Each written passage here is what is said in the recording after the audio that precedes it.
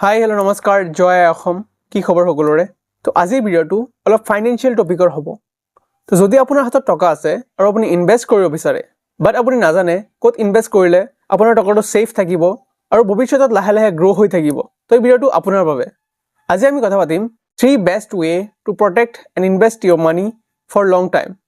তো let's start the video' তো আমাৰ ইনভেষ্টমেণ্টৰ প্ৰথমটো অপশ্যন হৈছে লেণ্ড বা ৰিয়েল ইষ্টেট চাওক মাটিৰ ভেলু কেতিয়া কম নহয় পৃথিৱীত যিমান দিনলৈকে মানুহৰ সংখ্যা বাঢ়ি থাকিব মাটিৰ ভেলু ইমান বাঢ়ি থাকিব কাৰণ আমাৰ এটা লিমিটেড মাটি আছে আমাৰ পৃথিৱীত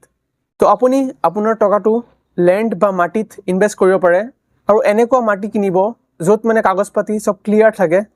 তেনেকুৱা মাটি আপুনি পাৰচেজ কৰিব পাৰে বা কিনিব পাৰে তো এইটো এটা বেষ্ট অপশ্যন হ'ব ফৰ ফিউচাৰ ছিকিউৰিটি আৰু এইটো জেনেৰেশ্যন ৱেল্থ ছিকিউৰ কৰিব মানে মাটিত ইনভেষ্ট কৰি আপুনি ভৱিষ্যত প্ৰজন্মৰ বাবে আপোনাৰ টকাটো ৱেল্থটো ছিকিউৰ কৰি ৰাখিব পাৰে নম্বৰ 2 গোল্ড যাক আমি অসমীয়াত সোণ বুলিও কওঁ আপুনি ফিজিকেল গোল্ড বা ডিজিটেল গোল্ড পাৰচেজ কৰিব পাৰে চাওক সোণ বহু যুগৰে পৰাই এটা চ'ৰ্চ অফ ট্ৰেডিং বা টকাৰ বিপৰীতে চলি আছে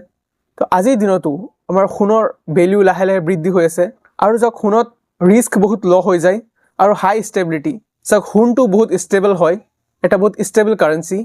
গোল্ডত ইনভেষ্ট কৰা আমাৰ বাবে এটা ছেফ অপশ্যন হ'ব যদি আমি 5 বছৰ 10 বছৰ এনেকুৱা লং টাৰ্মৰ বাবে ইনভেষ্ট কৰিব বিচাৰোঁ গোল্ডে আমাৰ ৱেল্থক ইনফ্লেশ্যনৰ পৰা ৰক্ষা কৰে বা সময়ে সময়ে আহি থকা ক্ৰাইচিছৰ পৰা ৰক্ষা কৰে যদি আপুনি বিচাৰে মই ইয়াৰ বিষয়ে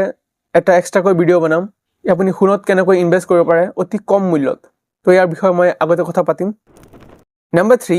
ইণ্ডেক্স ফাণ্ড আমাৰ বাবে ছেফ আৰু হাই ৰিটাৰ্নিং ইনভেষ্টমেণ্ট হয় যেনে নিফটি 50 সেনসেক্স বেছড হয় আৰু এই ইণ্ডেক্স ফাণ্ডবোৰ ডাঙৰ কোম্পানী থ্ৰু বেক থাকে